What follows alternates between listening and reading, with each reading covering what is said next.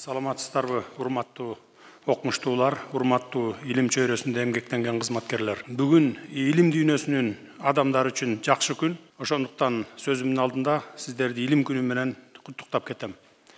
Баарыңыздарга бекем ден соолук, ишиңиздерде ийгиликтерди каалайм. 3 күндөн бери айтчу сөздөрүмдүн баарын топтоп чыктым.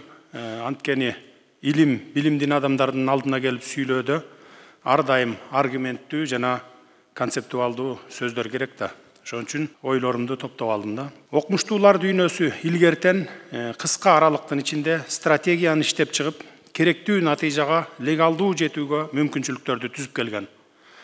Кыргызча айтканда, башты сындырып, караңгыда жол тапкан адамдар, акылмандар, аалымдар болгон. Бүгүн кандай деңгээлде деген суроо туулат. Бүгүн илимибиз өзүнчө, коомубуз өзүнчө жашап жатат деп айткым келет. Коомдун каймактары болгон интеллигенциянын мамлекетибиздеги коомдук экономикалык процесстерде аралашпай, деградация болуп калгандыгы өкүндүрөт. Анын башкы себеби албетте биринчиден мамлекет тараптан тийиштүү көңүл бөлүнбөй, окумуштууларыбыз турмуштун оорчулугун жеңе албай жатат. Бирок окумуштуулардын миссиясы мамлекеттик стратегияларды иргеп, ылгап, коомго сунуштоо. Аткаруу бийлигине приоритеттерди аныктоодо жардам берүү деп ойлойм. Биз ансыз да көп убакытты жоготтук. Тилекке каршы 10 жылдап биздин илим системалуу көйгөйлөргө кабылды. Илим ушундай тармак. Илим болбосо экономикада жалпысынан мамлекет да өнүгө албайт. Ал эми илим адамдары коомдун жүзүсүдөр. Бул көз караштан алып караганда артыкчылыктуу илимий багыттарды тандоо бул тривиалдуу милдет болбошу керек. Илимдин коомдон бөлүнүп өзүнчө жашаганы туура эмес. Биздин оюбузча, илимий процесске экономикабыздын өңүтүнөн алып кароо өтө актуалдуу.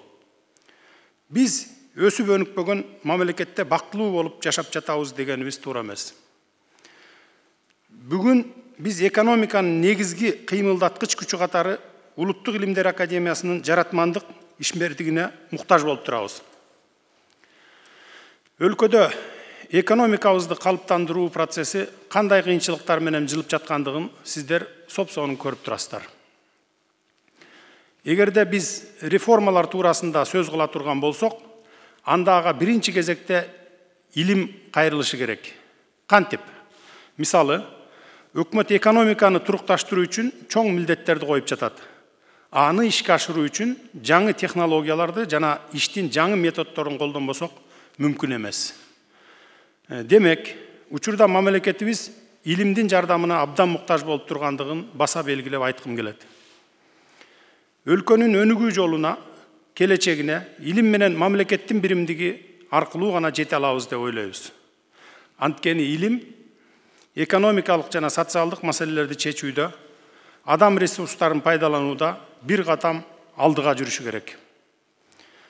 Өнүккөн мамлекеттердин баарында илим катуу өнүккөн. Мамлекетте кайсы бир проблема илимге тапшырма берүү менен чечилиш керек. Урматтуу окумуштуулар, илим жаатында бизде 3 чоң структура иштейт. Бул жогорку аттестациялык комиссия, интеллектуалдык менчик жана инновациялар мамлекеттик кызматы, бул Кыргыз патент, жана Улуттук Илимдер Академиясы. Сиздердин алдыңыздарда бир нече тапшырмалар турат деп ойлойм. Өлкөнүн илимий техникалык, социалдык экономикалык өнүгүүсү боюнча негизги багыттарды туура жана эффективдүү эсептеп, туура прогноздор жасалууга тийиш. Бул өтө орчундуу милдет. Бул жерде ар түрдүү кесиптеги окумуштуулар баш катырышы керек. Мында модельдерди иштеп чыккан математиктар да болушу керек. Бүт экономисттер да, социологдор да, саясий таануучулар да жана башка бардык окумуштуулар башын бириктириши керек. Илимдер Академиясы муну камсыз кылган аянтча боло алат деп ойлойм. Стратегиялык пландоолордун баары ушул жерден иштелип чыгышы керек. Илим жолундагы корифейлер салган жолду кийинки окумуштуулар татыктуу улантып, келечектеги илимпоз жаштарды тарбиялап өстүрүүгө милдеттүү. Ал үчүн илимге жөндөмдүү бала мектептен, кесиптик окуу жайдан, институттан тандалышы керек. Студенттерге, жаштарга туура илимий темаларды берип, стартаптарды колдоого жардам бериңиздер. Илимий дипломатияны күчтүү өнүктүрүү зарыл болуп турат. Биздин окумуштуулардын дүйнөлүк чакырыктарга жооп кайтарар сөзү барбы деген суроо туулат да. Илимий дипломатияны өнүктүрүүгө эч ким, эч нерсе тоскоол болбойт экен. Дүйнөдө эң күчтүү окумуштуулар, профессионалдар бири-бири менен кеңешип, онлайн режимде өтө активдүү иштегенин көрдүк. Конференциялар, конгресстер, саммиттер тынбай өтүп жатат. Трендтерди аныктап, натыйжаларды талдап, жолдорду туура аныктап алуунун пайдасы гана бар. Мындан тышкары бул жерде кайсы өлкө менен кандай мамиледе жана кызматташууда болушубуз керектиги боюнча сиздерден дайыма кеңеш алып турсак деп ойлойм. Ушул жерде учурдан пайдаланып, COVID-19 менен күрөшүүдө өлкөнүн алдыңкы эпидемиологторуна ыраазычылыгымды билдирем. Эпидкырдаал боюнча иликтөөлөрдү жүргүзүүдө дарысы жок дарт менен күрөшүү үчүн дарылоо протоколдорун иштеп чыгууда практик дарыгерлер менен илимий даражасы бар окумуштуулардын салымы өзгөчө чоң болгонун белгилеп кетем. Урматтуу окумуштуулар, урматтуу илимий кызматкерлер, Кыргызстан үчүн илимдин башкы изилдөө багыты экономика болушу керек. Өлкөнүн алдында саясий экономикалык өзгөрүүлөр, азык-түлүк коопсуздугу, экология, суу энергетикалык ресурстарын сарамжалдуу пайдалануу, минералдык ресурстардын жаңы кендерин таап, аларды өздөштүрүү, медицинада жана айыл чарбада биотехнологияны өнүктүрүү сыяктуу олуттуу иштер бар. Кыргызстан абдан перспективдүү жана бай макрорегион. Сиздердин алдыңыздарда ушул потенциалды ачууга салым кошуу милдети турат. Элибизди 5 жылдан кийин эмнелер күтүп турат деген суроо туулат.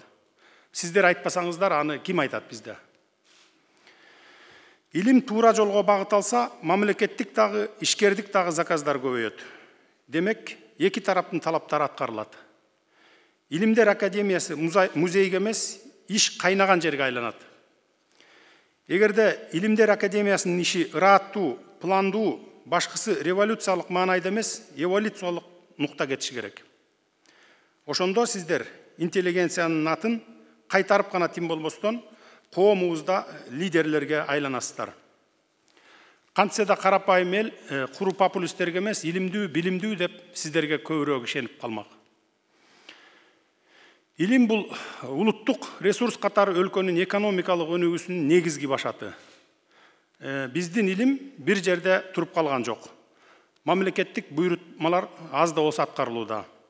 Таптакыр жаман деп айтуудан алысмын. Бирок кемчиликтер дагы бар. Бул кемчиликтер жеке эле илимий академиялык эмес, өкмөт тараптан да толук каржылоо болбогондуктун кесепетинен келип чыккан проблемалар. Мына азыр сүйлөшүп отуруп айтты, алдынан тааныштырып отуруп. Техникалык базаларды чыңдоо боюнча, приборлорду алмаштыруу боюнча мына 250 миллиондун тегереги кетет дедиңиз. Анан ботаникалык бакка дагы бир 20 миллион деп каралган экен, бирок берилген жок, бериле эле. Муну биздин бюджетке кирбеген булактарыбыз бар. Мен айттым, кат менен барыңыздар, чечип беребиз деп. Муну бөлүп беребиз. Андан сырткары ушу дагы ишиңиздерди, ишмердүүлүктөрдү жүргүзгөнгө кандай керектүү баяк немелерди, проектиңерди түзүп алып барыңыздар, расчетуңарды, сметаларыңарды жардам беребиз. Азыр социалдык тармак 4-чү бийликтин кубаттуу куралына айланды. Кыргызстандын окумуштууларын бул куралды активдүү пайдаланып, коомго көбүрөөк аралашууга, мамлекетибизге илимий жактан негизделген позицияларды көбүрөөк сунуштап турууга чакырамын. Дагы бир жолу өлкөбүздүн гүлдөп өнүгүүсү үчүн жигердүү илимий изилдөөлөрдүн натыйжалуу болушун каалайм. Сиздерге бекем ден соолук каалап, илимий ачылыштарды каалаймын сиздерге. Иштериңиздерде ийгилик болсун. Рахмат.